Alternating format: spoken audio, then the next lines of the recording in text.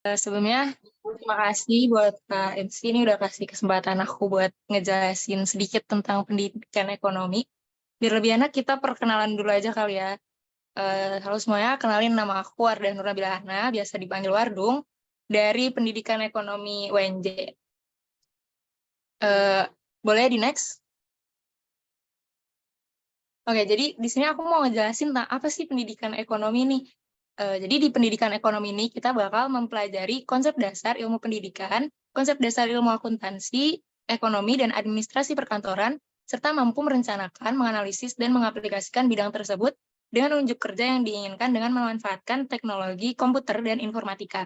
Jadi gampangnya mah di pendidikan ekonomi ini kita nggak cuma belajar pendidikan dan ekonomi aja, tapi kita tuh belajar eh, ilmu-ilmu dasar lain kayak ilmu dasar akuntansi, ilmu dasar ekonomi, dan pengaplikasian komputer gitu-gitu. Sebelumnya ini guys, maaf ya, ini lagi azan, jadi kita tunggu azannya selesai dulu ya, biar nggak bercampur suaranya.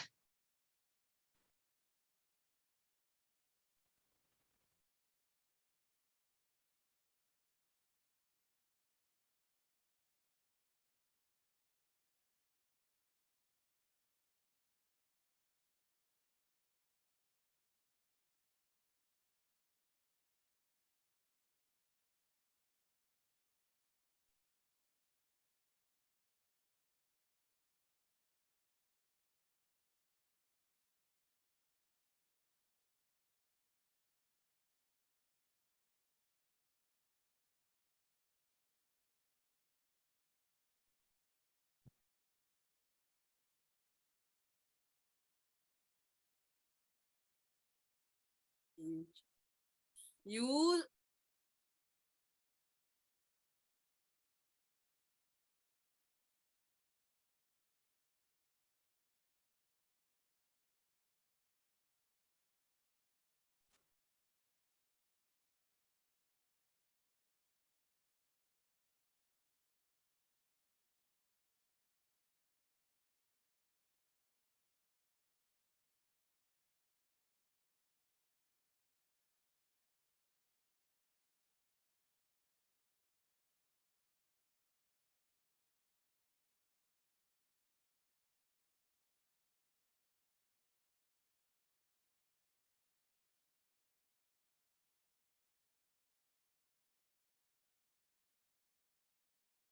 Oke, dilanjut ya teman-teman, sebelumnya maaf.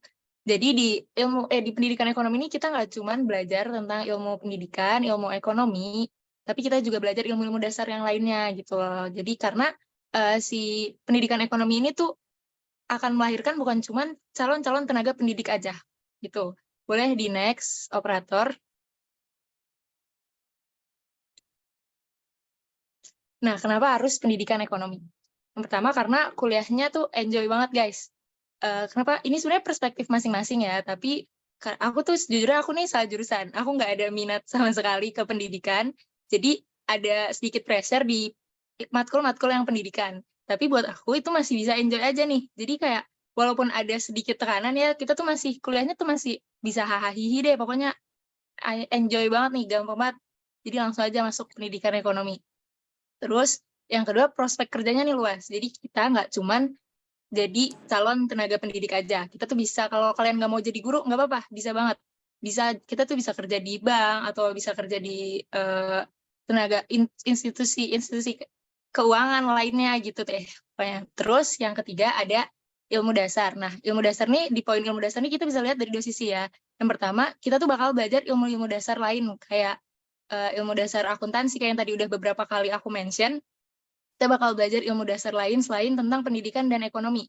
Terus kalau dari poin lainnya, yang kita pelajari ini ilmu dasar. Ekonomi itu kan kita udah kenal lah ya dari SMA nih, kita udah ada apa namanya, udah ada bekal lah, udah kenal lah apa namanya, gimana sih, kalimat-kalimat kata-kata yang ada di ekonomi kita udah kenal. Jadi kita nggak akan seberat itu, nggak akan mulai dari nol banget gitu belajarnya. Kayak udah kenal, udah ada bekal, udah ada dasarnya lah tuh jadinya kan. Boleh di next. Oke, belajar apa aja di pendidikan ekonomi? Yang pasti belajar ilmu keguruan sama ilmu ekonominya dong. Kayak tadi juga aku udah mention berkali-kali banget. kalau nggak cuman ini, tapi kita di sini sedikit mengulik tentang ilmu keguruan dan ilmu ekonominya nih. Sebenarnya di sana belajar apa aja sih? Kalau di ilmu keguruannya ini, dari 3 semester yang udah aku lalui ya, ini kita tuh ada belajar perkembangan peserta didik, terus evaluasi pendidikan, terus ada kajian kurikulum, apalagi ya teori belajar mengajar, rancangan pembelajaran. Jadi kita tuh nanti di sana kita belajar tentang gimana sih mendidik anak nih dengan sikap dan sifatnya kan pasti berbeda-beda ya, nggak homogen. Jadi anak-anak nih pasti yang satu ada yang A, yang ada yang B, ada yang C gitu. Tapi gimana biar kita tuh tetap bisa menyampaikan materi dan bisa ditangkap sama mereka dengan baik gitu loh. Terus gimana kita tuh ngasih materi supaya tujuan pembelajarannya ini tercapai. Terus gimana kita menilainya merekanya gimana gitu loh. Gimana gimana kita bikin butir-butir soal yang tepat, terus bikin butir soal yang tepat, persentase butir soalnya supaya bisa menguji dengan baik juga itu nanti kita pelajari. Kita juga bikin rancangan pembelajaran, kayak tujuannya apa, terus bentuknya mau kayak gimana gitu loh.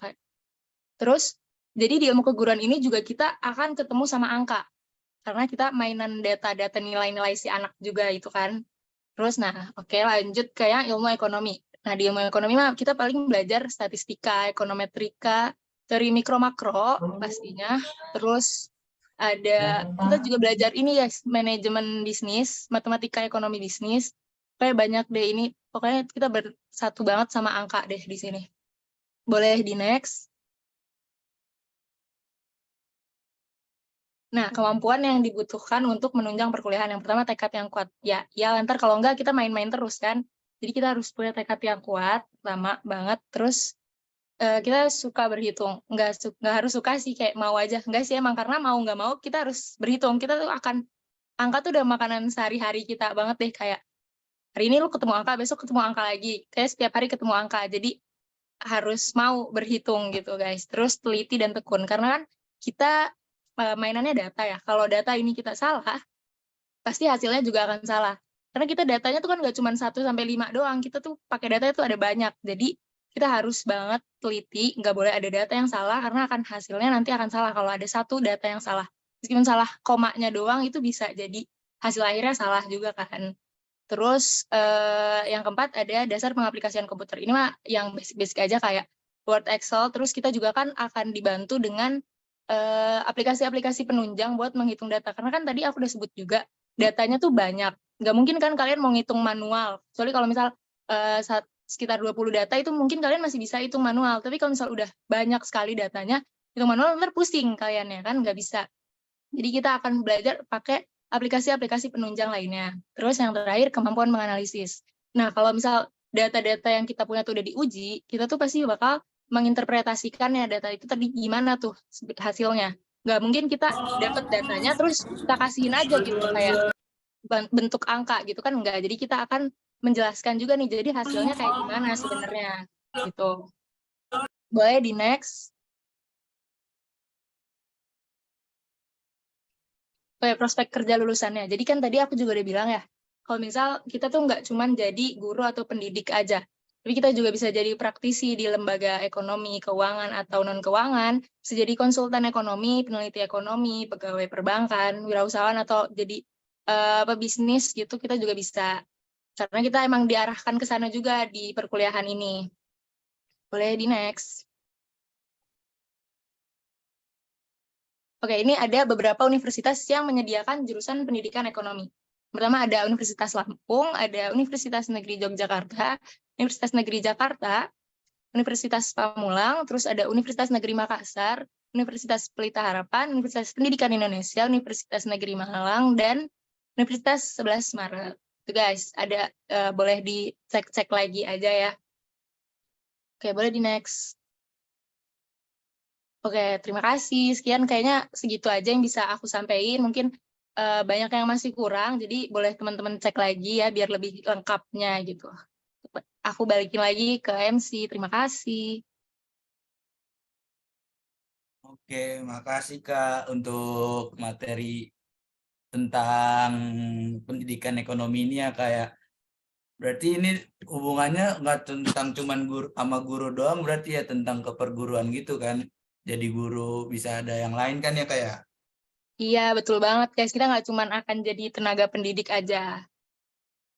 Oke, mungkin nih masih ada waktu sedikit. Kalau ada dari camaba-camaba ada yang mau nanya, mungkin bisa pakai fitur raise hand kali ya. Ada nggak ini yang mau nanya?